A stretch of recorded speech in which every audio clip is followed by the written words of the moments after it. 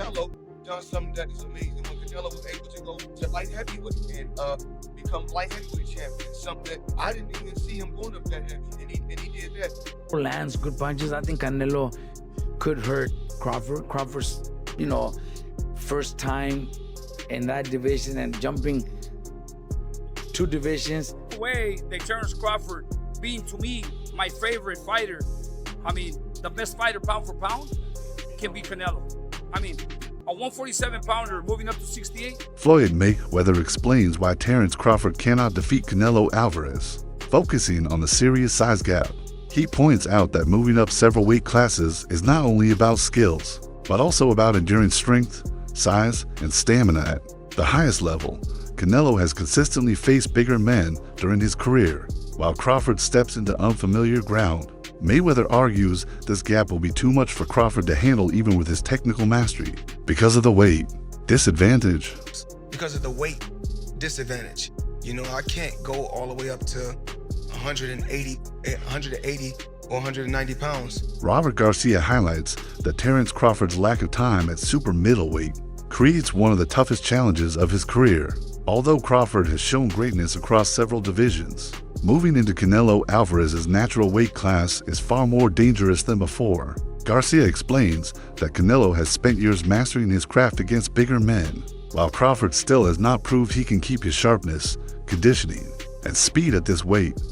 Garcia adds that Crawford's body has not fully adapted, making him less fluid and less explosive than in earlier fights. That difference could play a huge role when meeting a veteran like Canelo, who dominates in this division. Jumping 2 divisions where he only had 1 fight at 154 and didn't look his best either. So there's a lot of questions, about that. And that's why a lot of people think Canelo is going to knock out Crawford, but I'm probably one of the only ones that I do give Crawford a chance. Yeah. I think Crawford could pull it off. Crawford is very talented. He's very fast. He's very smart in the ring. So I think a perfect fight, Crawford could pull off a decision. Okay. I think he could win a decision.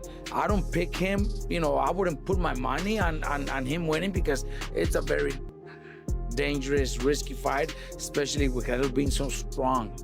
But Canelo's last few performances, he's looked slow, flat-footed, looking for 1 punch at a time. And if that's the Canelo that fights Crawford, Crawford could win a decision. Crawford could outbox him, could outsmart him, could land 3-4 punch combinations and move and win a decision. So do I give Crawford a chance? 100% think Crawford could pull it off. Would I put my money on it? Probably not, but I do give him a chance. Yeah, good stuff. Look, Robert, appreciate you taking time to speak to me. I appreciate you letting me in the gym today. Always a pleasure. And hopefully be catching up sometime soon. Appreciate it. Thank you. Very much. Cheers. The analyst underlines the massive importance of the Crawford versus Canelo fight. He claims that if Crawford finds a way past Canelo's size and power, his legacy would rise to another level, placing him next to Floyd Mayweather in the all-time great list. Defeating a fighter with Canelo's stature would secure Crawford as the best pound-for-pound boxer of his era, clearing doubts about his record. Yet, Showbiz also notes this win would not instantly surpass Mayweather's career. Instead, it would place Crawford just below him in history since Floyd's undefeated record and dominance across eras still stand alone. Even so, Crawford has the chance to move into rare company, making this fight a career-defining moment. 3-time undisputed is insane. If you were to beat Canelo, Terence Crawford, at that point, pound for pound,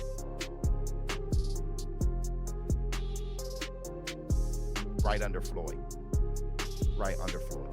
Wherever you got Floyd, whatever you got him, Terence Crawford's right behind him. Unless you got him first. Okay, how about me? Because I don't have Floyd in my top 10. I have Pacquiao over Floyd. So I know somebody's about to get moist, but I would put Terence Crawford, man, that's old school. That's Henry Armstrong, Sam Langford. Like that's old. That's Joe Gans and Barbados Joe Walcott and Barbados Joe, not Jersey. I'm Barbados. Like that's old school accomplishments. Man, that's throwback though. I would have to assess that. 3-time undisputed in the 4-belt era, and against who? Yo, that I don't think Pacquiao would have I don't think he achieved anything in a single fight that would be greater than Terrence Crawford jumping up 3 weight classes and beating Canelo. I don't think Pacquiao achieved anything in a single fight greater than that. Not in a single fight. Beating Cotto, I still, because Cotto was weight drained. Has Floyd done anything? Well, he beat Canelo. Jeff Mayweather reacts strongly to Canelo Alvarez's statement that Crawford is greater than Floyd. Jeff believes this claim is not based on fact, but more about Canelo trying to lift his own status. By comparison, he explains that because Canelo lost clearly to Floyd Mayweather, saying Crawford is better gives Canelo a way of easing the loss. Jeff insists that while Crawford is highly skilled, he has not yet matched Floyd's achievements or dominance in boxing. He adds that Floyd's perfect record and ability to beat top fighters throughout his career prove the point, and comparisons should not be made until Crawford does much more. Well, also, if we remember, Canelo, that time was a razor-thin decision. Floyd won, majority decision. C.J. Ross had it with what a lot of people had as a draw. And then the other 2 judges scored it for Floyd, of course. And that was a Floyd at the top of his game with a very green Canelo with very little experience. And he took him, into deep water. So what was Canelo? What, 20-something? 20 what? 23? 25? Yeah, very, very young in the game, obviously. Yeah, very young. He had more fights than Floyd, and he lost. Yeah, but man, that was 30-something years old, 36. But Floyd was clearly at the top of his career, and Canelo had fought a lot of people. But How you at the top of your career in your prime? You in your prime? You ain't in your prime when you're at 36. That's not your prime. Did he lose? I mean, your prime is in your 20s. It's different for different people. Yeah, okay. Well, for sure, and that's why Canelo is saying what he's saying.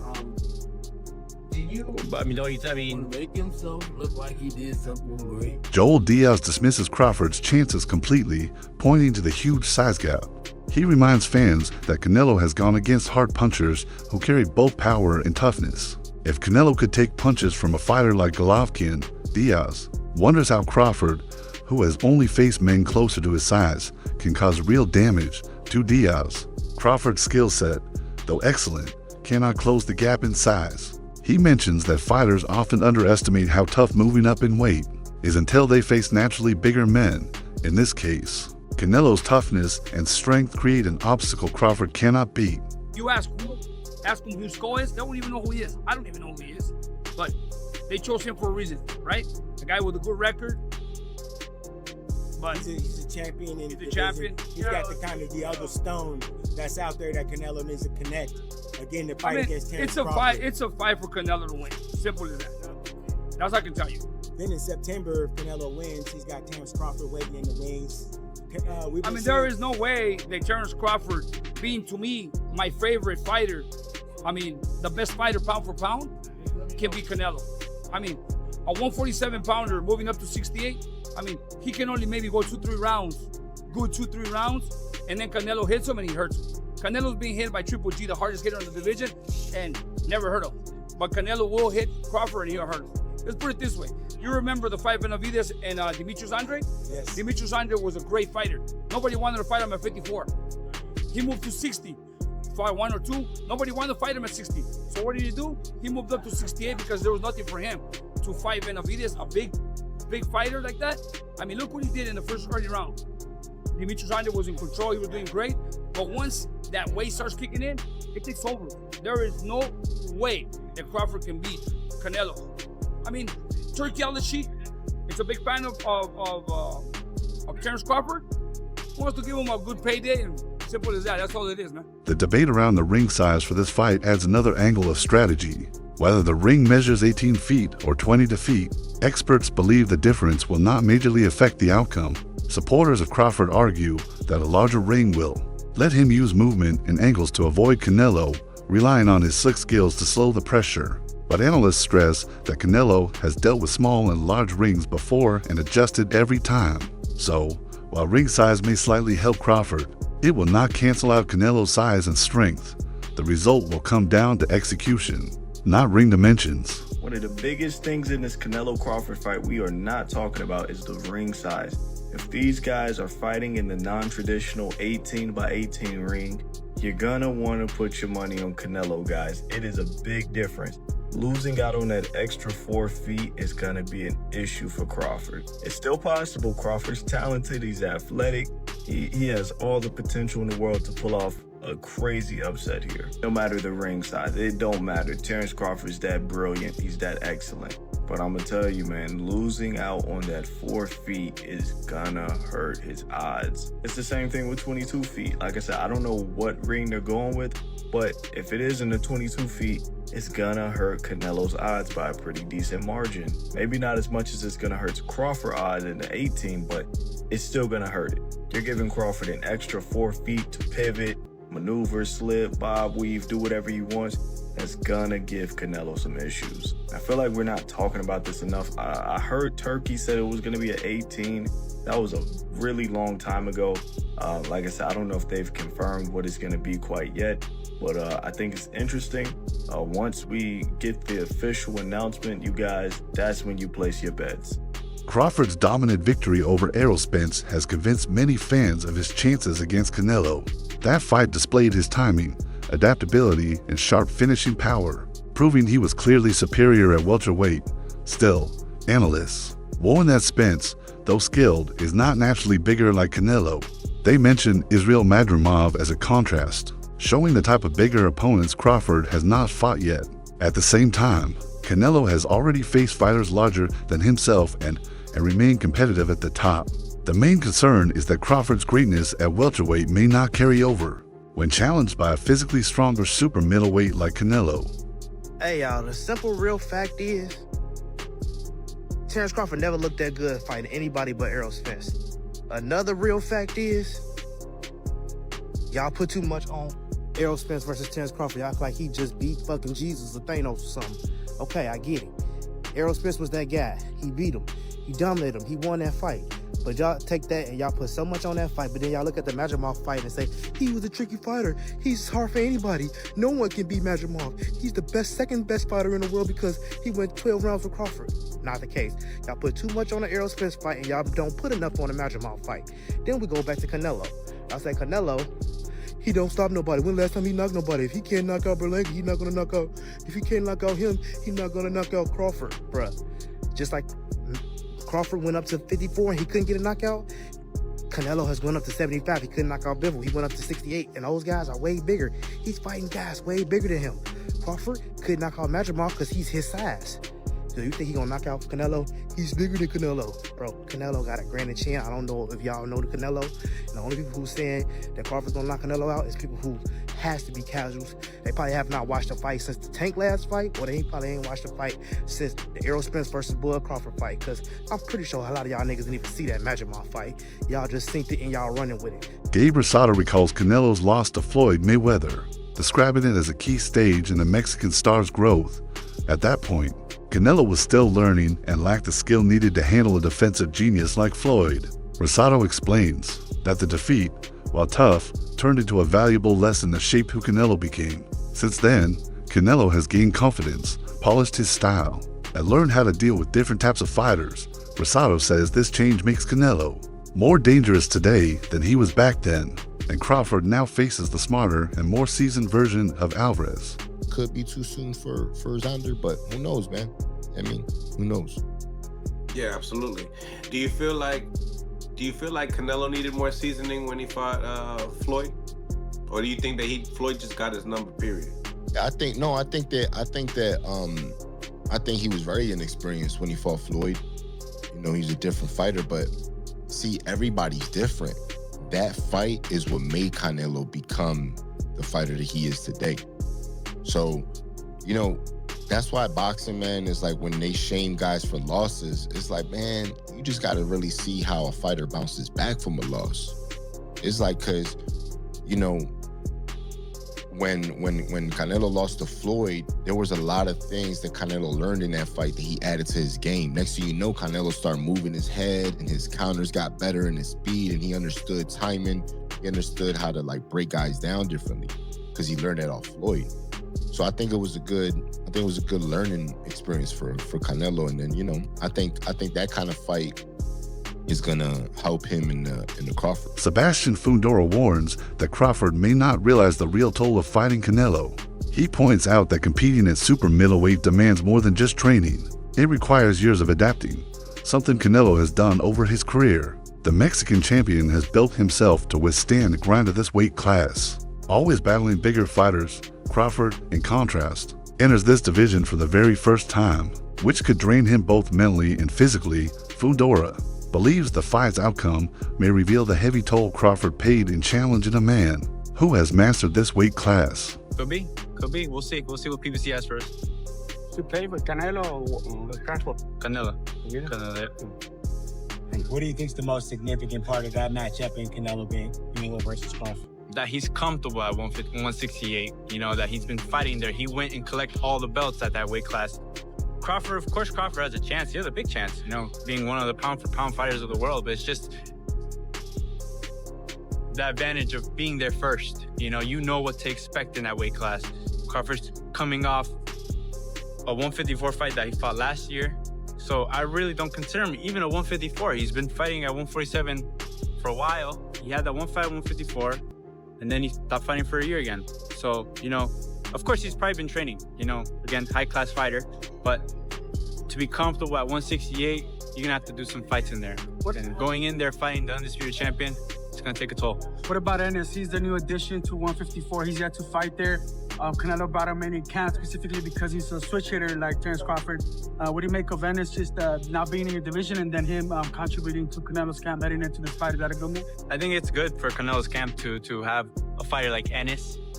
Because, yeah, he likes to switch right-handed, southpaw. I think Canelo probably didn't need that. But, you know, the fact that Ennis might cause a little bit of drama. I think he did for a dramatic effect. But, you know, great fighter at 147. But 154 is a different division. They have me in there, so we'll see what he can do. Analysts often argue about the entertainment value of Crawford's style compared to Canelo's. Even though Crawford is very skilled, some say his fights lack the explosive drama that excites casual fans. On the other hand, Canelo has become known for thrilling action, whether through knockouts, body attacks, or high-stakes wars. Analysts suggest that even if Crawford beats Canelo, it will not instantly make him the new face of boxing. To reach that status, he must also fight and beat other dangerous names like Dmitry Bivol, showing he can handle bigger and riskier opponents. Only then could he reach the same spotlight that Canelo has built. More nervous, you know, the closer you get, the more outlandish these statements were. We had one outlandish one that his fighting style is not entertaining, right? Canelo's fighting style is more entertaining than Terence Crawford's. I don't know what lens you're looking through, right? Well, why isn't Terence Crawford's fighting style entertaining? So that's one thing. Well, here's the next one. Now, I don't know. Check this out. They're saying that Terence Crawford won't even be great if he were to defeat Canelo Alvarez. He won't be great if he defeats Canelo Alvarez because all the stuff he's done until now, becoming two-division undisputed, beating a lot of undefeated fighters and a lot of fighters with one loss, seems to not be anything. But even beating Canelo Alvarez, the face of boxing, four-division champion, undisputed super middleweight champion, none of that would matter because they list fighters that he would have to beat to become great. And most of them are fighters that four-division champ, Canelo Alvarez, that he won't fight.